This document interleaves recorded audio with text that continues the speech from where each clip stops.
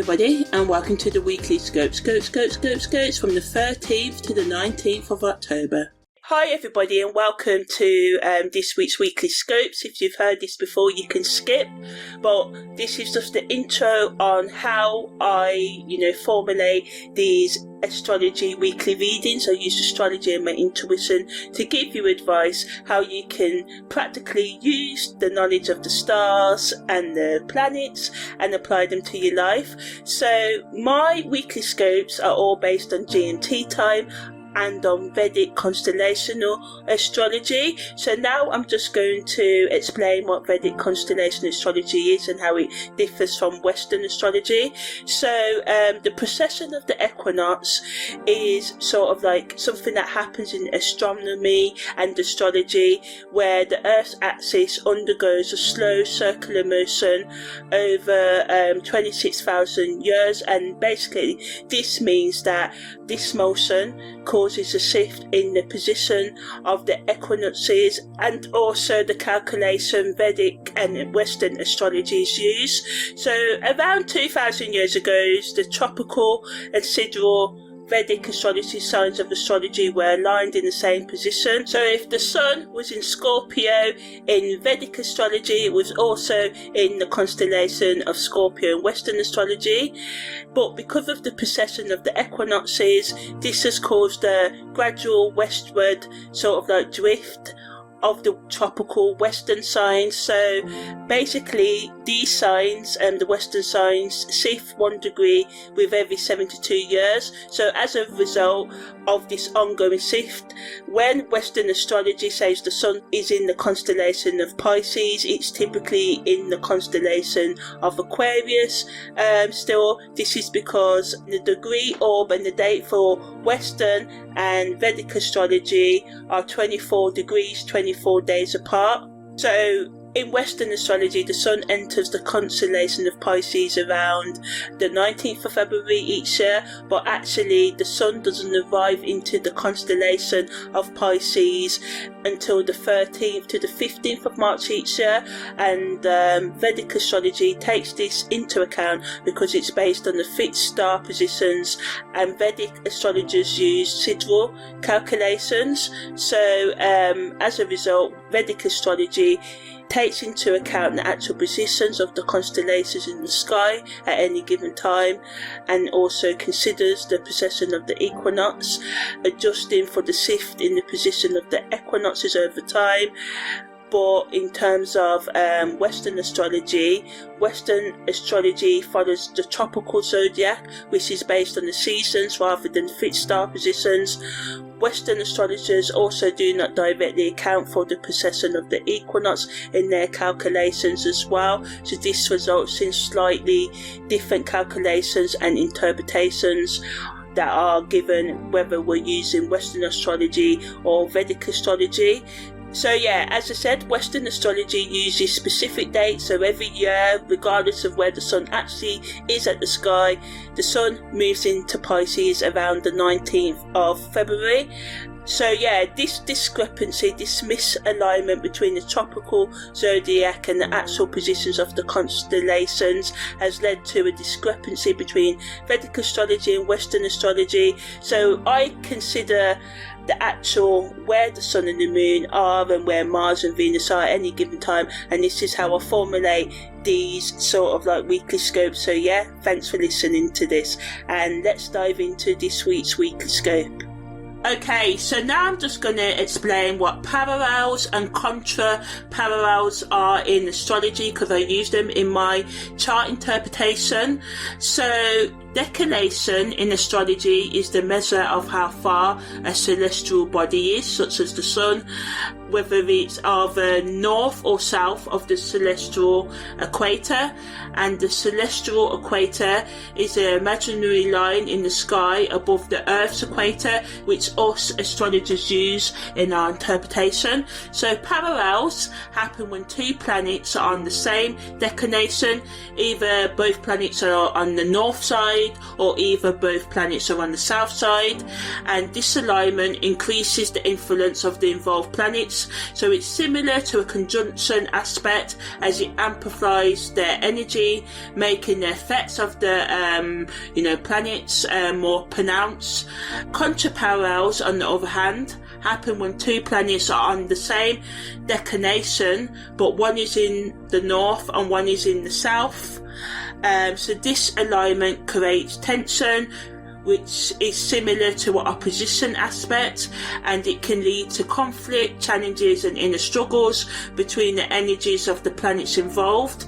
So contra-parallels highlight areas of friction or contrast in our lives, urging us to find balance between the opposing forces at play. When transiting parallels and contra-parallels happen, they can sort of like trigger significant events, shifting consciousness and periods of intense growth and transformation.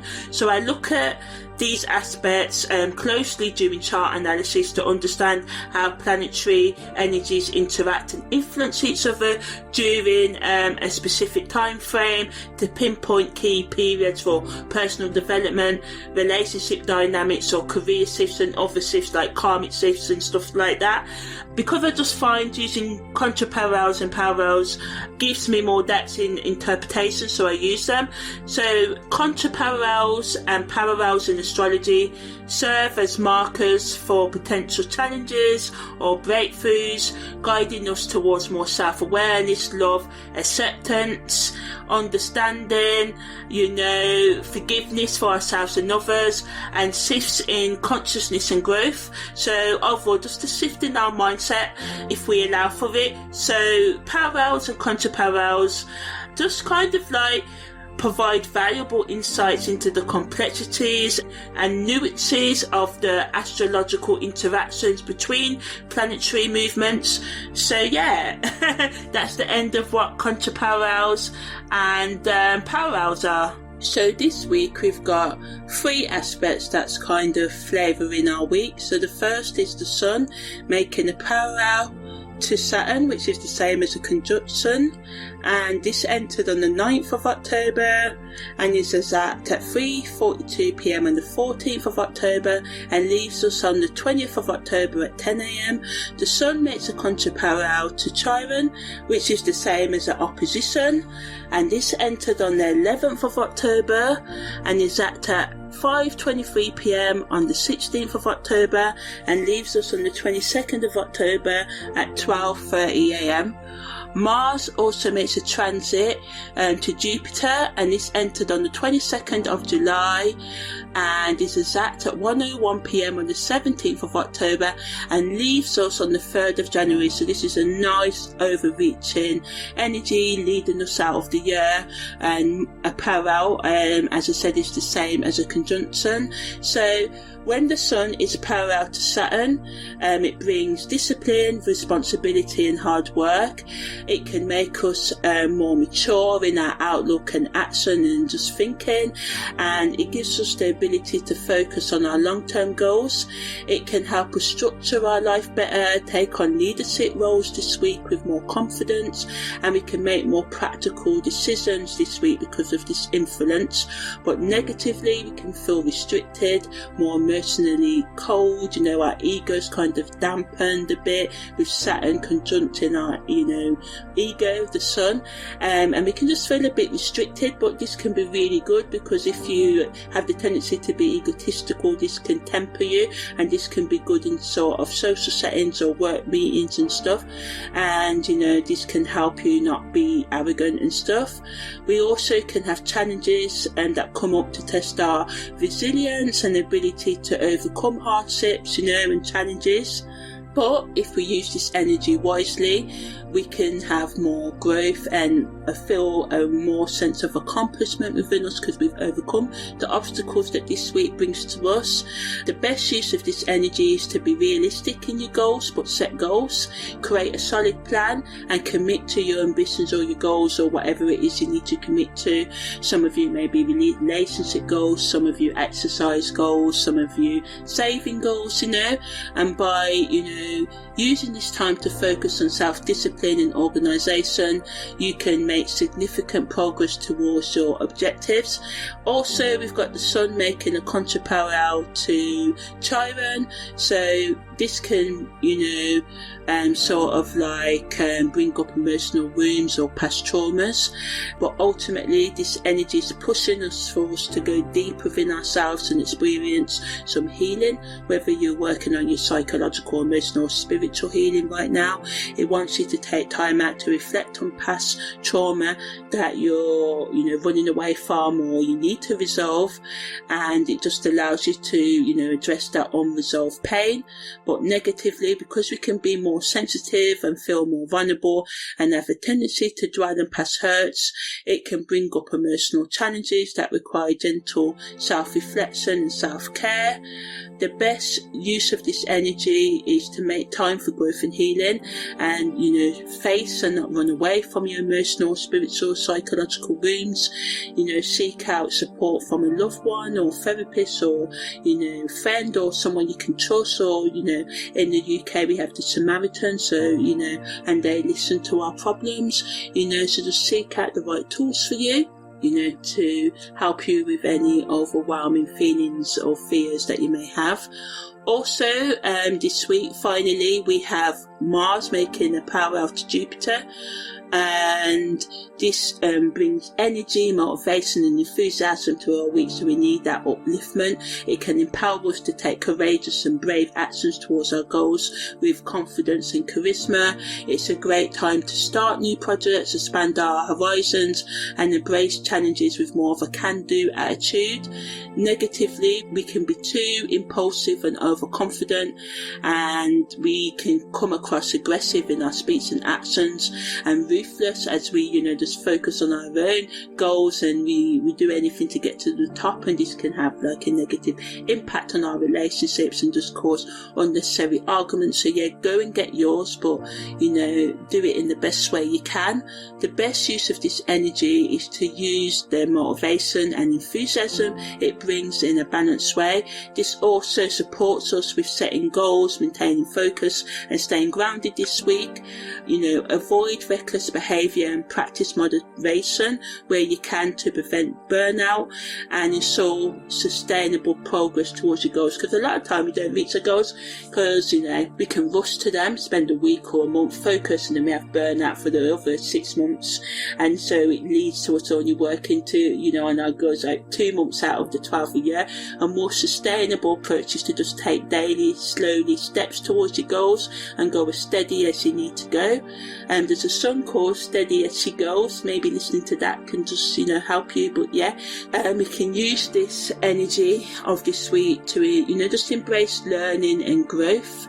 Content creators can use the energy of the Sun's parallel to Saturn to talk about how we can become more disciplined, take more responsibility and have more authority.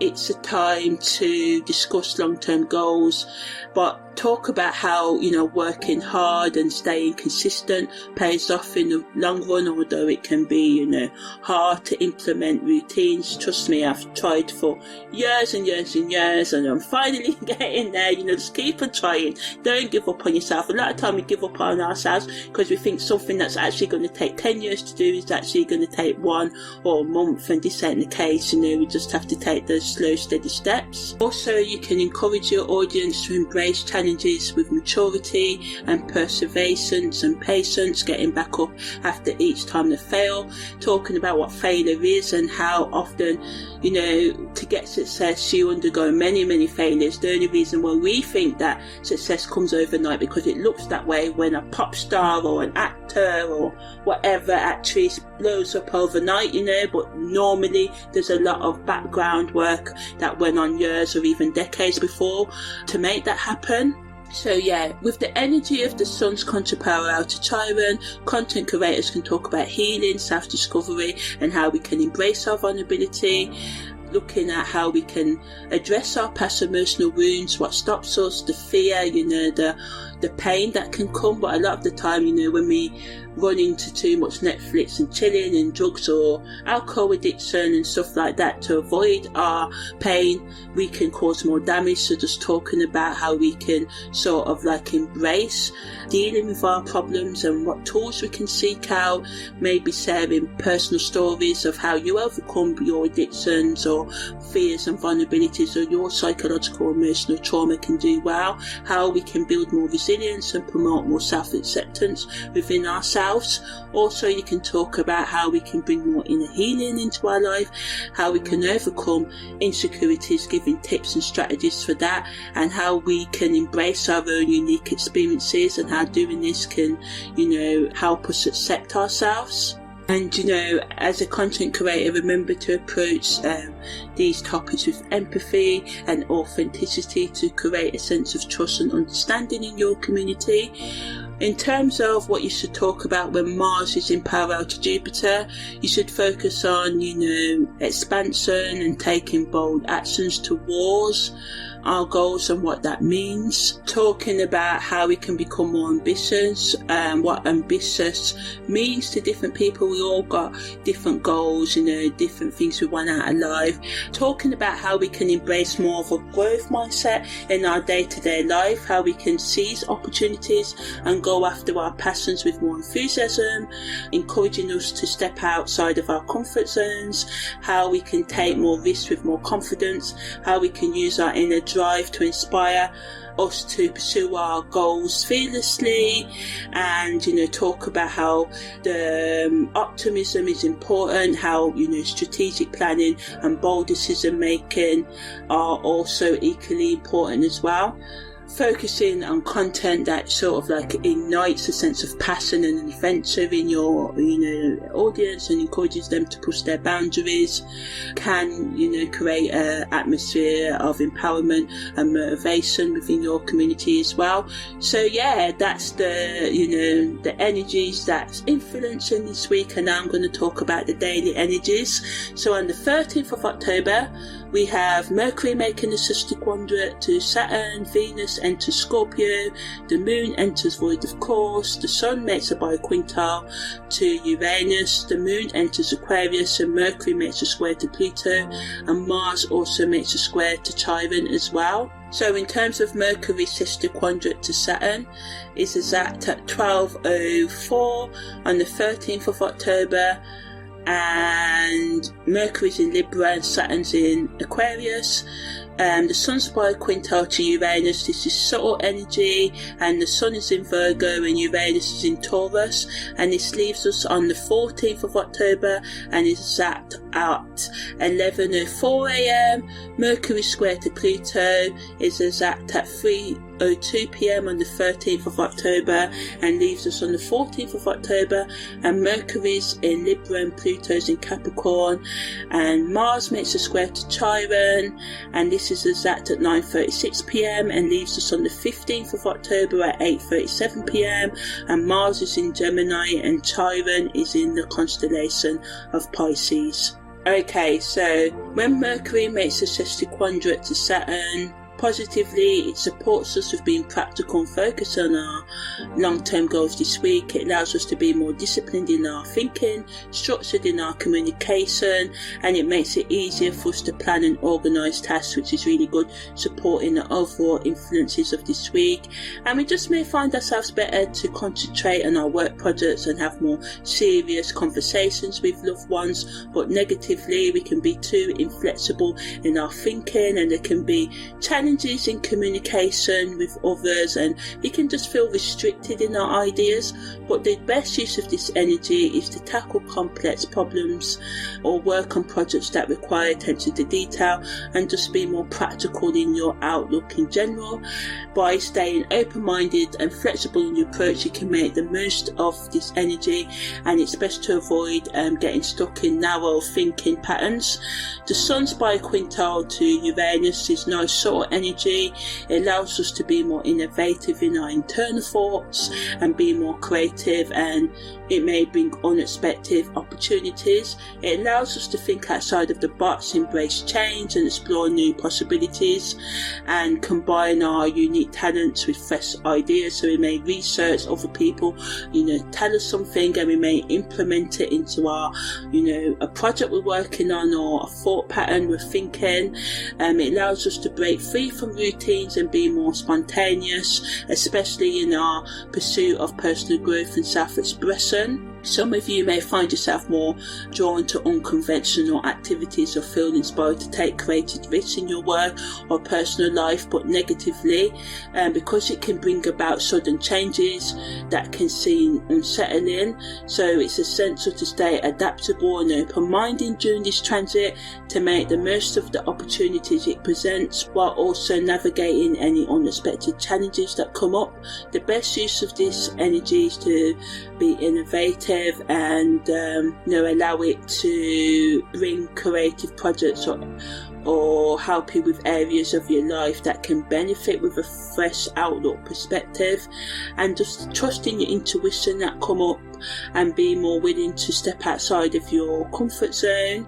And although change can be scary, it reminds us that it can lead to new opportunities and more open-mindedness and a sense of adventure, which is always good to truly enjoy life. When the moon is going through Aquarius, it can make us more open-minded and intellectual stimulated, encourages us to embrace our individuality and express our authentic self without fear of judgment. It can also inspire us to, connect with like-minded individuals who share our beliefs and be more objective in our perspective, which allows us to see situations from a more broader viewpoint, which can be good because we've got that, impulsive Mars energy sort of like pushing us this week to be a bit reckless. So this can help us be more detached. But negatively, the moon in Aquarius can just make us have problems expressing our emotions or accepting the emotions of others, or connecting with other people on a deeper level, or with ourselves on that deeper level. So it's important to try and be balanced, be intellectual, be rational, but balance this with emotional and intuitive understanding to avoid coming across as cold or feeling or cutting yourself off from your own emotions that can be detrimental to you in the long run. The best use of the moon in Aquarius energy is to brainstorm new ideas, work with others, and channel your emotions into productive activities, and just being more open to being creative. So remember to stay grounded and avoid getting too caught up in theoretical, rational or futuristic thinking. Remember, balance is key during this time. Mercury square to Pluto, when Pluto's in Capricorn and Mercury's in Libra, allows us to focus on psychological growth and uncovering hidden truths, but negatively can bring power struggles and excessive thinking. The best use of this energy is to communicate honestly but respectfully with tact, and to seek to transform outdated beliefs in yourself. And Mars' square to Chiron allows and supports deep healing and self-awareness and assertiveness and empowerment, but negatively adds to the aggressive, impatient energy of this week, and because it can open old wounds, people may not want to hear it and you may want to talk all about it, or vice versa. So just try and be patient and just realise sometimes it's best to give people space and time to process what you're trying to say, or give yourself time to process your emotions rather than run away with them. Yes, confront them, write them down, voice record them or video record yourself, like a video journal just for yourself. Make sure you have empathy to others and self-compassion for yourself as well, and find constructive ways to let out any anger or frustration you may have, and focus on healing rather than acting impulsively at this time as well. And remember that challenges are opportunities for growth and self-discovery when approached with mindfulness and tension. So on the 14th of October, Mars makes a semi-sextile to Jupiter, the Sun makes an opposition to Chiron, the Sun also makes a trine to Jupiter, The moon enters its gibbous moon phase. The sun also makes a square to Mars. The sun makes its exact parallel to Saturn, which I talked about earlier. And Venus also makes an opposition to Uranus, so a lot going on. So Mars' semi-sextile to Jupiter happens when Mars is in Gemini and Jupiter's in Taurus, and is exact at 12:07 a.m. on the 14th of October and leaves us on the 16th of October. The Sun's opposition to Chiron is exact at 3:28 a.m. on the 14th of October, leaves us on the 15th of October, and happens when the Sun is in Virgo and Chiron's in Pisces. The Sun's trine to Jupiter happens exact on the 14th today, well, it's not today when I'm recording it, but today when you'll be listening to it, at 4:51 a.m. and leaves us on the 15th of October. The Sun square to Mars is exact at 9:15 a.m. and leaves on the 16th of October, and Venus's opposition to Uranus is exact at 11:21 p.m. and leaves us on the 15th of October. So positively, the gibbous moon phase is a time of refinement and preparation. It encourages us to focus on attention to detail and fine-tune our plans for the future and our future projects. It can help us see areas that need improvement and allows us to make the necessary adjustments, changes. But negatively, we can become restless and anxious as we strive for perfection, and it can be challenging for us to feel relaxed or content at this time. So we have to just watch out for overthinking and being overly critical of ourselves. The best use of this energy is to focus on self-improvement and refinement and pay attention to details in our work or professional life, but also avoid getting bogged down by perfectionism. Mars' semi-sextile to Jupiter allows and supports us to grow and be optimistic this week, and offers us that motivation to try new things as well and expand our horizons intellectually. But negatively, we can scatter our energy and be overly confident without the proper planning. So it's essential to balance enthusiasm with practicality right now to avoid impulsiveness or overlooking crucial details. The best use of this energy is to be ambitious, but to make well thought out plans and to be open to the motivation and optimism this energy brings, but to temper it with strategic planning and stay open to learning new things and be proactive in pursuing growth while also staying grounded in reality. So that's quite a challenge we've got this week, but the challenge that we must rise and accept.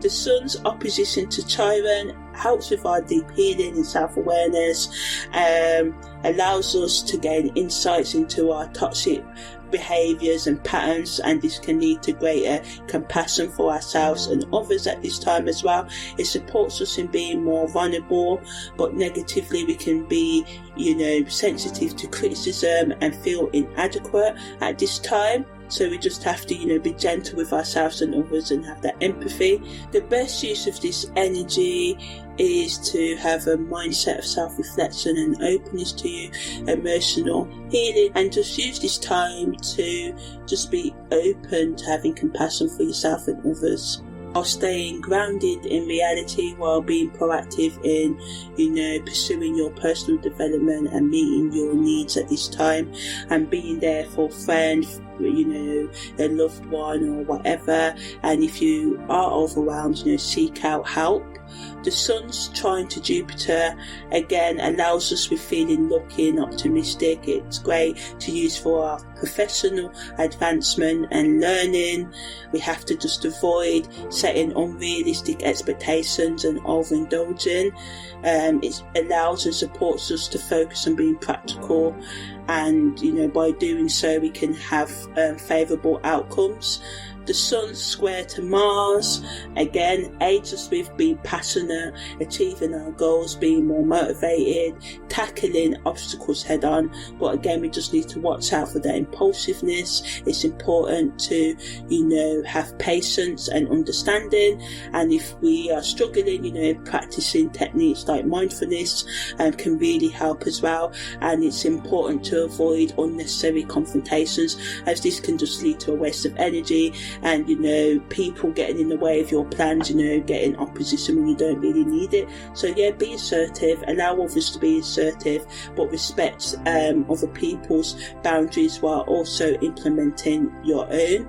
Venus's opposition to Uranus allows us to be more spontaneous today, allows us with our creativity, and we can just be more innovative in how we approach love and finances and our self-worth. But on the negative end, it can bring instability and rebelliousness to our day. So it's important to navigate the next few days with more openness and flexibility, and just be mindful of impulsive decisions that can lead to conflicts or instability in your finances or within yourself or relationships. The best use of this energy is to explore new ways of expressing love and your values and creativity, and by being open to changes and being willing to step outside of your comfort zone, you can experience deeper personal development. And just remember that practicing patience and understanding in your relationships and with yourself, and being true to yourself and your need for independence or newness can really make you feel centered right now. On the 15th of October, the moon void of course starts at 8:41 a.m. The moon also enters Pisces at 12:19 p.m. and Venus makes a BiQuintile to Chiron. So Venus's BiQuintile to Chiron happens when Venus is in Scorpio and Chiron is in Pisces, and is exact at 12:28 p.m. and leaves us on the 16th of October. So when the moon enters Pisces, we can feel an increase of emotional sensitivity and intuition. It can increase our creativity and empathy and spiritual connection with ourselves and others.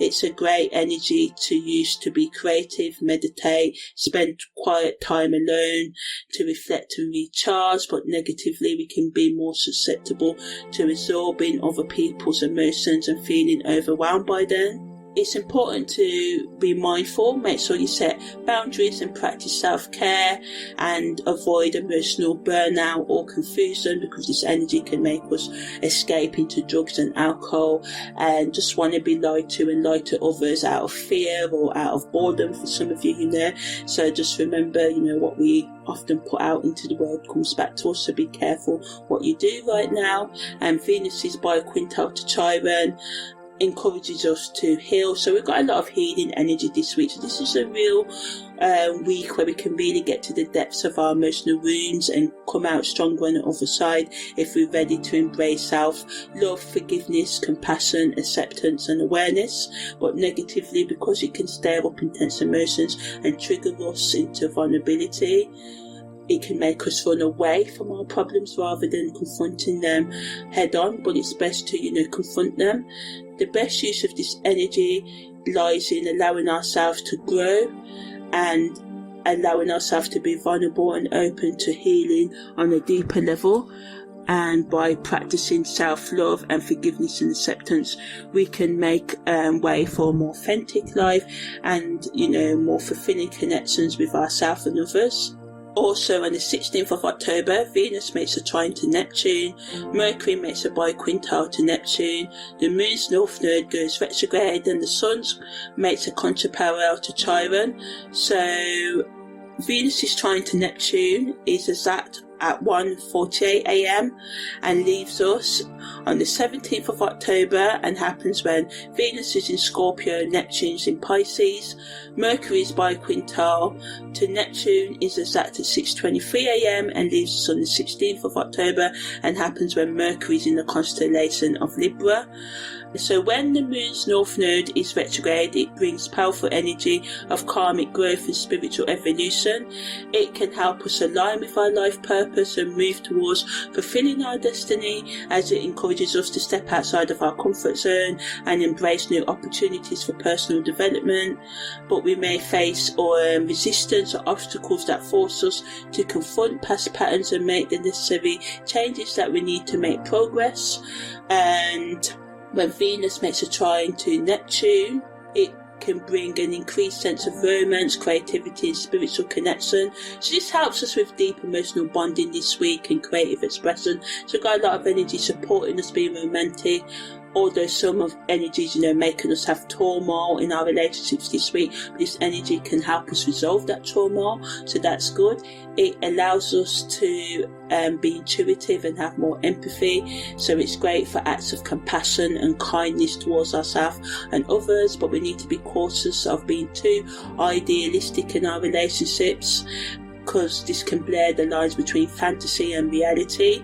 And Mercury's BiQuintile to Neptune can increase our creativity, intuition and creative abilities, and it can make it an excellent time for artistic and spiritual plans. We can find ourselves able to express complex ideas with clarity and sensitivity, and this can bring a deeper level of understanding to our interactions. But we need to be mindful of the potential for confusion or miscommunication, as this can cloud rational thinking and lead to misunderstandings if not approached with discernment and openness. And the best use of this transit is to stay open to opportunities for personal growth and deeper emotional connections with others, and just embrace, the sense of romance and spiritual connection and creativity, and just use this time to, trust in the magic of the moment and, find and uncover hidden truths within yourself as well. On the 17th of October, the Sun enters Libra, and I've done a separate audio about that, and you can check that out, it'll be on the playlist. The moon enters void, of course. The moon enters Aries. There's a super full moon at 12:27, and again I've done a separate audio about that, so you can check that out as well. The moon makes a parallel to Jupiter, and I talked about this at the beginning of the week. Venus makes a sextile to Pluto, and Mercury makes a sesquiquadrate to Jupiter as well. So yeah, Mercury's parallel to Jupiter is exact today at 1:01 p.m.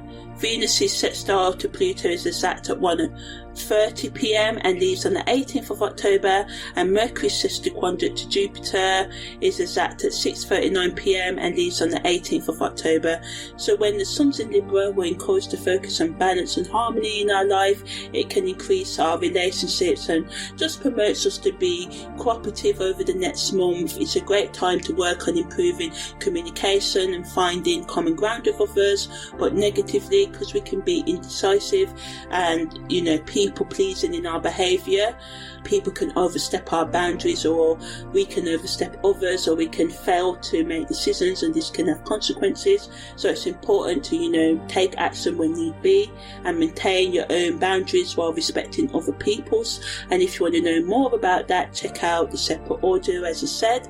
The moon also enters Aries, so this brings and supports the enthusiastic energy that many aspects are bringing this week. We can feel impassionated by this moon, and it pushes us to take action towards our goals over the next 2 to 3 days, but negatively it can add to the impulsiveness and aggression of this week, which can lead to conflicts or add to the conflicts that are already happening. The best of the moon in Aries, channel your passion into productive activities, do more exercise, and just be more mindful of others' feelings, or do other things if you don't exercise, which we also do a form. For some of us it's running, for some of us it's walking, for some of us it's Tai Chi or yoga or jumping or Pilates, and this can burn off some of that excess energy. So yeah, also today Venus makes a sextile to Pluto, so this allows us to have more sort of like emotional depth, be more intense, and to transform the things we want to transform. It can make us more passionate in our relationships and pushes us to get to the depths of our emotional desires. It's a great time for powerful connections and exploring hidden aspects of yourself in your relationships, but we need to watch out for becoming too jealous, possessive and obsessive at this time, because this energy can be overwhelming if not channeled positively. It's important to channel this energy into positiveness. So yeah, explore your desires and strengthen your intimate bonds, but watch out for being, possessive and jealous, and also bear in mind that everybody likes to go deep, so, you may want to go deep and someone else may not want to, and you may be hurt by this, as we all can be when we want something and someone else doesn't, but we just have to respect other people's wishes at this time as well, and channel your intensity into a creative project or something else worthwhile instead. Mercury Sesquiquadrate to Jupiter allows us to think big and consider new perspectives, but negatively can lead to scattered energy and thoughts and, misunderstandings in our communication. The best use of this energy is to explore new philosophies, religions, spiritual practices, ideas, or engage in intellectual or other debates that broaden your mental horizons and just tickles your fancies, as we say in the UK, that gets you going, and just remember to stay grounded and focus on what you need to do. Yes, this energy brings excitement, but we can overlook important details, and this can hinder, get in the way of our progress. The best use of this energy is to prepare for intellectual growth and challenges and stay open to new ideas, and be mindful of scattered thoughts and miscommunications that can come up, but also, use it to expand what you want to expand right now. On the 18th of October, Mercury makes a quincunx to the Moon's North Node. So this happens when Mercury is in Libra and the Moon's North Node is in Pisces. This is exact at 12:36 a.m. and leaves us on the 19th. So when Mercury makes a quincunx to the Moon's North Node, and quincunx energy in astrology is all about making adjustments, and sometimes we need to make adjustments several times a day. So we may have to change how we communicate and connect with our life purpose and spiritual growth at this time. Positively, it can push us outside of our comfort zone, encouraging us to think outside of our box, and especially when it comes to expressing our thoughts and ideas. It can inspire us to explore new ways of communicating with others, and this can lead to deeper emotional connections and understanding. But on the flip side, it can bring about misunderstandings or miscommunications, which arise from lack of clarity or different perspectives between you and those around you. So it's important to be mindful of your words and ensure that you convey your intentions accurately and clearly, and clarify if you don't understand what someone's saying, rather than assume, or because you don't want to seem like you're stupid or something, pretend you understand. This can cause problems. Say you just don't understand, and this can just help you navigate. And yes, sometimes when we say that, people can be rude, but what can I say about this? People can be rude and it may get you back up, and sometimes I just believe we should all help each other. We should never we should never make someone feel stupid. So if someone makes you feel stupid because you question, because they weren't clear or you didn't understand what they were saying, don't internalise it, just try and take it as water off a duck's back, which means just let it go, let it flow. If you need to get in your car or private and scream or whatever to get over what comes up. But yeah, the best use of this energy is to embrace your need for flexibility in communication, while also staying true to your authentic self and ignoring negativity. If it's honest criticism, listen to it, do what you need to do to change, but don't internalize it, and use this time to reflect on how you can better align your thoughts and expressions with your spiritual journey and higher purpose. On the 19th of October, the Sun makes a quincunx to Uranus. The Moon enters void of course at 11 a.m. and the Moon enters Taurus as well at 11:41 a.m. So the Sun Sun's quincunx to Uranus is exact at 7:39 a.m. and leaves us on the 20th of October, and the Sun is in Libra and Uranus is in Taurus. So when the Moon enters Taurus, we can feel more grounded. It brings a stabilising energy to our week and to our emotional reactions and actions in general. So it encourages us to seek comfort, enjoy sensual pleasure and focus on building a sense of security in our life. It's a good time to indulge in self-care activities, connect with nature and nurture your relationships with authenticity and patience. But negatively, Taurus Moon can sometimes lead towards being stubborn and resistance to change, so it's important to not overindulge in food, sex, alcohol, hookups and stuff like that, and not be too possessive at this time. The best use of this energy over the next 2 to 3 days is to be creative, build something tangible, whether it's a piece of art, a home project, or simply focusing on manifesting your goals, or doing housework, or just making a plan. Use this time to create a peaceful environment around you, and this differs for everyone. What brings peace to some people, some people may find peace in listening to heavy metal loud, and some others may need total silence to bring peace into their environment. Also focus on creating more emotional security within yourself and your relationships as well. With the Sun's quincunx to Uranus, it can make us unpredictable and restless. It focuses on our need for balance and harmony. But the positive, like a lot of aspects this week, it pushes us outside of our comfort zone and encourages us to be more innovative and original in how we approach relationships and our personal growth. It supports us in thinking outside of our box, and this can lead to exciting breakthroughs and new perspectives. And best use of this energy is to infuse your relationships and personal growth with a dose of excitement and unpredictability. Step outside of your comfort zone and explore new ways of thinking and welcome innovative approaches. And although you may feel off balance during this energy, Uranus can bring sudden changes, but it also opens the door to exciting and exhilarating breakthroughs and fresh perspectives. So, stay grounded and be open to change and ready to adapt. And, do your best to enjoy the energies of this week and to push yourself to heal and to make those strategic plans this week is pushing us to make. So yeah, that's the end of the weekly scopes from the 13th to the 19th of October. I am Amani, your holistic karmic astrologer.